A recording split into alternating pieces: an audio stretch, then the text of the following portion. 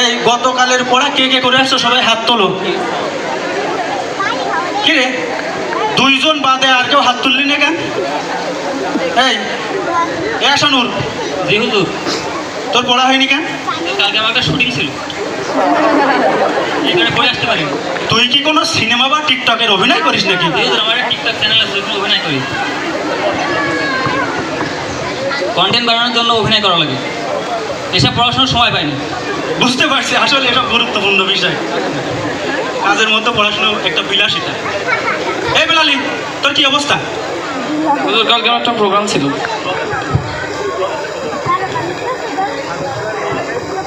Sir ওটা হচ্ছে ব্লগারদের, আমার ফ্যামিলি ব্লগার ছিল, ওখানে আমি শুটিং করছি আর কি। খুবই গুরুত্বপূর্ণ বিষয়, স্যার ওই জন্য সময় বের করতে পারিনি আর কি। সেলিম, তোর কি অবস্থা? তোর তো কোনোদিন পড়া হয়নি, আজও তো হয়নি। স্যার আপনি আসলে এ ধরনের মানহানিকর মন্তব্য করতে পারেন না, যাতে আমাদের মতো স্টুডেন্ট স্কুলে আসতে আগ্রহ হারিয়ে ফেলে।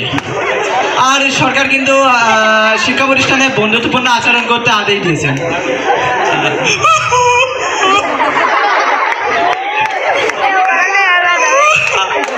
আমি আসলে গতকাল রাতে একটি ক্রীড়া প্রতিযোগিতায় অংশগ্রহণ করছিলাম, এই কারণে এসব পড়ার সময় হয়নি আমার আর। কিসের ক্রীড়া প্রতিযোগিতা? স্যার আন্তঃথানা ফ্রি ফায়ার চ্যাম্পিয়ন।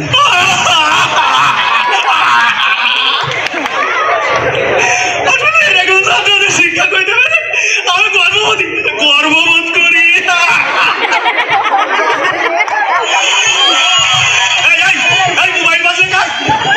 স্যার আমার কারণ স্যার অনেক বোরিং লাগছিল ক্লাসটা, এই জন্য স্যার ফেসবুক চালাতে যে দেখি কোন পাগল একটা স্টোরি ছেড়েছে, এই জন্য স্যার বেজে উঠেছে। কোন শালা ছেড়েছে আসলে কে জানে।